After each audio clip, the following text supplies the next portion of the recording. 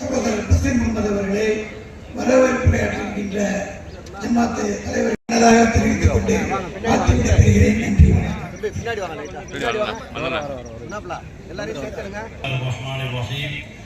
يا أيها الذين آمنوا كتب عليكم الصيام كما كتب على الذين من قبلكم நிகழ்ச்சிக்கு வருகின்ற அனைவரையும் எங்களுடைய இந்த அழைப்பை பலவிதமான உதவிகளையும் உதவிக்கரம் நீட்ட வந்திருக்கும் அனைவரையும் எங்களுடைய அழைப்பை ஏற்று இந்த சட்டமன்றத்திலே நடைபெற்றுக் கொண்டிருக்கிற நிதிநிலை அறிக்கையிலும் குறிப்பாக இளந்தலைவர் அவர்களின் விவாதத்தை நல்ல ப்ராஸ்பெரிட்டி அனைத்தையும் நான் நெஞ்சார்ந்த மனமார்ந்த பாராட்டுகளை பழக பழக இன்பம் தரக்கூடியது பண்புடையாளர்களின் நட்பு என்கின்ற விதத்தில் கல்வி வளர்ச்சி பொருளாதாரம் என்று சொல்லும் பொழுதெல்லாம் பொதுவாக சொல்லலாம், ஒரு நாட்டினுடைய வளர்ச்சி என்று வரும்பொழுது இஸ்லாமிய மக்களுடைய பங்கு என்பது அதிகமாக இருக்கிறது என்பதை வரலாற்றை பார்த்தால் அது தெரியும், புரியும்.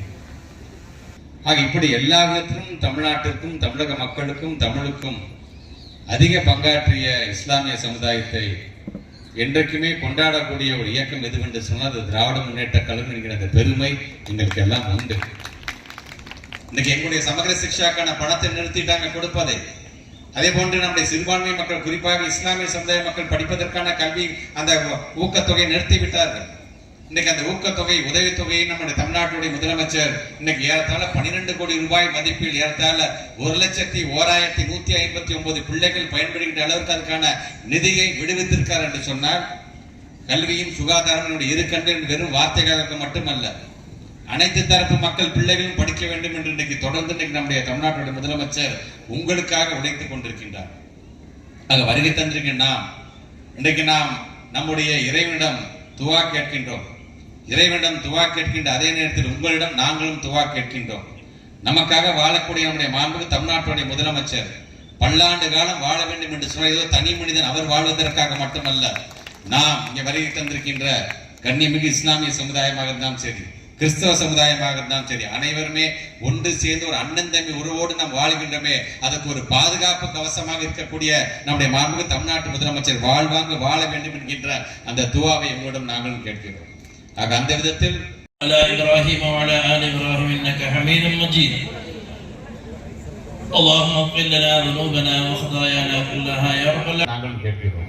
ஆக அந்த விதத்தில் இங்கே வருகை தந்திருக்கிற நீங்கள் 27 முன்னேற்ற கழகம் இருக்கும் என்று சொல்லி உங்களுக்கும்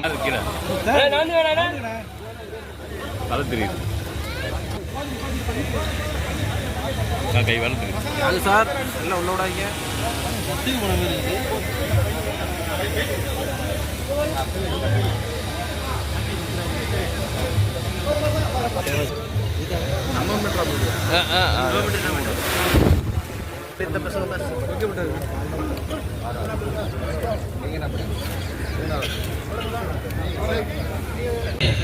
على إبراهيم وعلى آل إبراهيم إنك حميد مجيد اللهم اغفر لنا ذنوبنا لا إله إلا الله الحليم الكريم سبحان الله رب العرش العظيم والحمد لله رب العالمين نسألك موجبات العرش எங்களுக்கு யாழ்லா நன்மைப்படுத்தக்கூடிய யாழ்லா நன்முதவி செய்யக்கூடிய எல்லா விதமான தடைகளையும் நீக்கி நிறைவான வாழ்க்கையும் மேலும் ஆயுளிலும் மேலும் ஆரோக்கியத்திலும் நிறைவு ரஹ்மானிர் ரஹீம்